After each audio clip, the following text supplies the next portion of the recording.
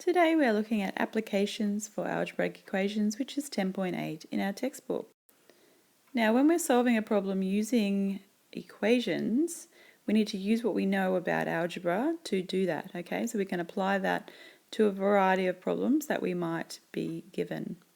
To solve the problem, we need to follow these 4 steps. So number 1 is to define the variable or variables that stand for the unknown numbers. So for example, if we're wanting to know the price of an eraser, then, and we don't yet know that that's what we need to find out, then the variable needs to be E to stand for the cost of an eraser. Now for step number 2, we need to write the equation then to describe the problem after we've defined the variable. We need to use that variable to write an equation that identifies the problem. And step number 3 is to solve the equation algebraically using the rules we have learnt by doing to the left hand side what we do to the right hand side and knocking out the guards to save the princess. Okay, and step number 4 is checking our answer by substituting the value into your equation. This is a very important step because this is where you will actually figure out whether you have the correct answer or not. If your equation works out, then you know for sure that the answer that you have got is the correct answer. Now let's do an example here. So the example is the sum of Kate's age now and her age next year is 19. So how old is Kate now? So what we need to do is identify the variable we're going to use. So we need to know how old Kate is. So we're going to use the variable of K, obviously. That would be a good one to use to stand for Kate's age. So we're going to, K stands for Kate's age now. And her age next year, well, we know she's K now. So next year she'll be K plus 1 because there'll be another year has gone by. So we need to use K plus 1 to stand for her age next year. Alright, now once we've identified that, we now need to put that into an equation. Alright, so I'm going to do that over here. What we need to do is add, so it says sum, so we need to add Kate's age now and her age next year, and that will equal 19. Then we can figure out how old she is now. So Kate's age now and her age next year, that we've already figured out over to the left hand side, equals 19. So then we use our knowledge of algebraic equations and solving them to work out the answer. So we've got K plus K is 2K plus 1 equals 19. And this is where we use our knowledge, knocking out the guards to save the princess. So 2K plus 1, and I'm going to change the colour, minus 1 equals 19 minus 1. Okay, so now we've cancelled out one of the guards on the left hand side. So we've got 2K now equals 18. 19 plus 1 is 18. Alright, now we have to do the opposite of multiplication, which is division, to knock out this next guy. So we're knocking him out. And now we know that K equals 18 divided by 2, which is 9. Then we can work out that K plus 1 equals, so 9 plus 1, which is 10. Now, let's just substitute those values into our equation. So we've got K, which is 9. 9 plus 10 plus 1 is 19. So 9 plus 10, is 19, of course. Alright, so that works out. Now let's see if we can do it again. This is a little bit trickier, but quite easy once you know how, and this is quite an important thing to try to understand this one.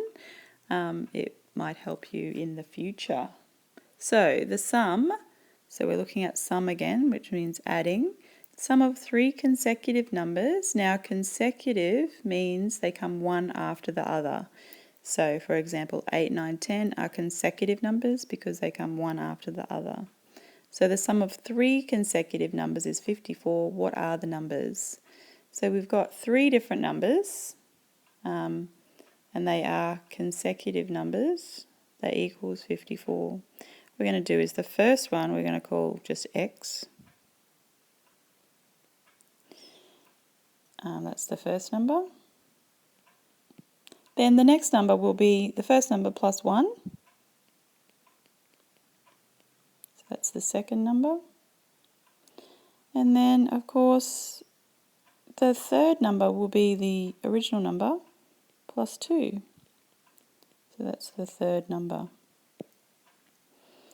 Alright, so we always base it on the variable, which is the first variable there. So to write the equation now, we would have x, so that's the first number, plus the second number, plus the third number, got to write my pluses properly, equals 54. Now we have to use our knowledge of algebra to work it out. So we've got 3 x's, 3x plus 3 equals 54. Then we've got to get rid of this 3. So remember we do addition first. 3x plus 3 minus 3 equals 54 minus 3. Okay, so that's been cancelled out. 3x equals 54 minus 3 is 51. Then we need to divide.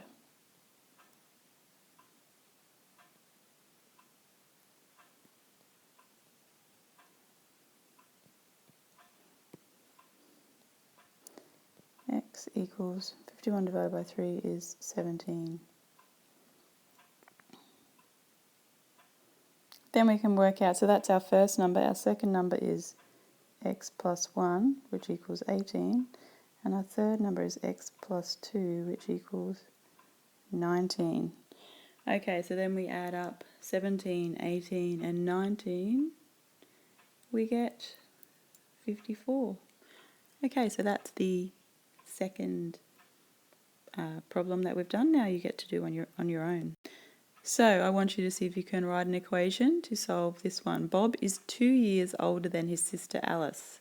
If their combined ages is 8, find their ages. Okay, so pause the video and work this out, please. Okay, first of all, I hope the first step was to organise the variables, identify the variables.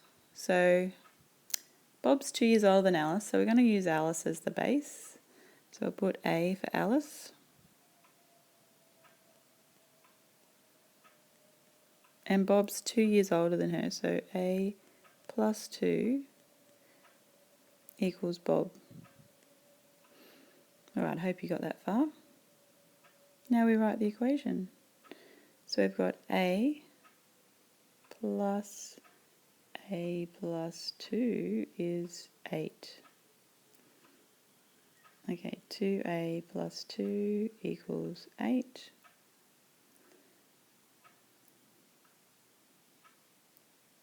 A plus 2, getting rid of the 2.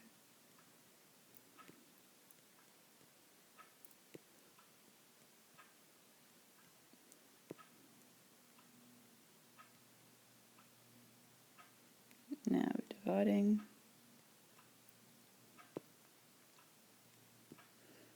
A equals 3, and then A plus 2 equals 5.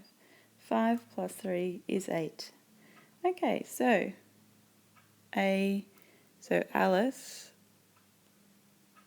is 3 and Bob is 5. Okay, I hope you got that. We're going to do a lot more of these examples in class.